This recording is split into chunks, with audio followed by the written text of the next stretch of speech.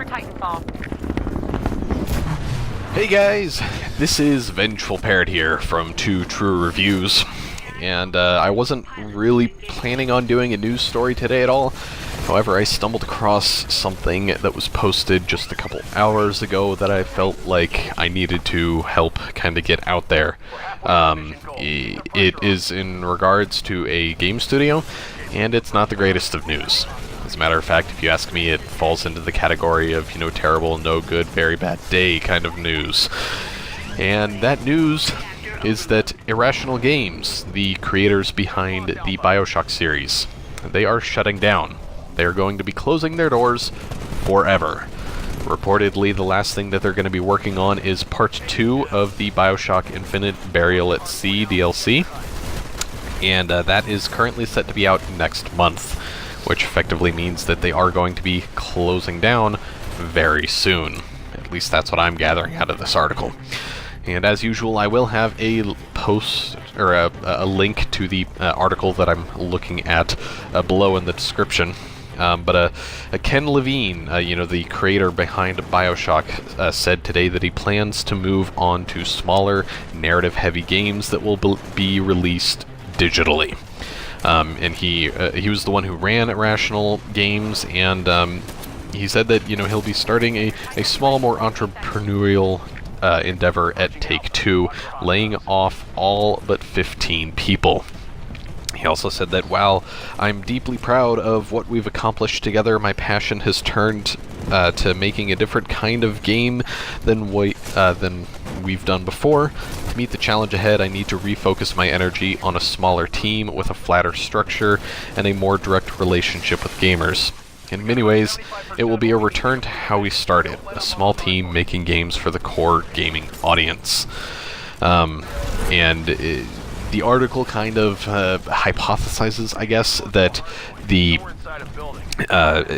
reason for this is the troubled development that was Bioshock Infinite's development, and it wasn't really a secret at all. It was a fairly expensive production process. There were multiple delays, lots of scrapped features and everything, and that could explain why he feels like this is necessary. I'm not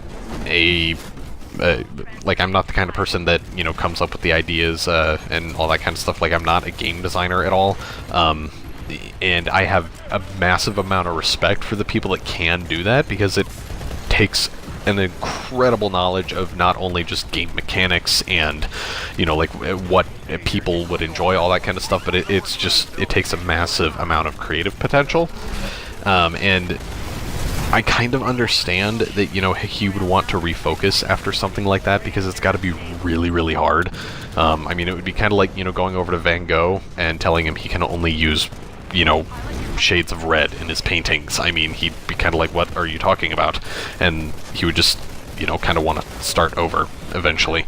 That's a terrible analogy. Anyways, I don't know. Personally, I feel like this sucks. I loved the Bioshock franchise.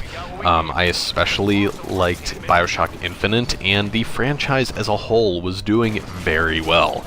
I believe Bioshock Infinite has passed the 4 million mark in terms of sales. I could be wrong, but I believe that's up where it's at. So it's not like it's doing poorly.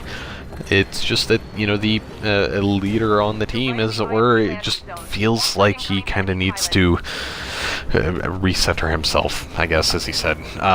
And again, I can respect that. I understand that. Being a creative person, I know that sometimes you just need to take a break, cool off, and just refocus and everything.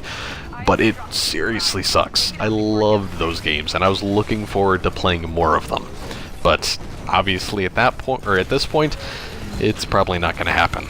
So yeah, I just wanted to share that with you guys. Again, there's a link to the Kotaku article down below.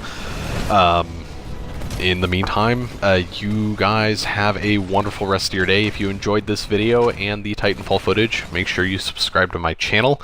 Sorry, it's old, or footage I've already used. Didn't have time to record new stuff before I stumbled upon this. Anyways, have a great day. Vengeful Parrot, signing off.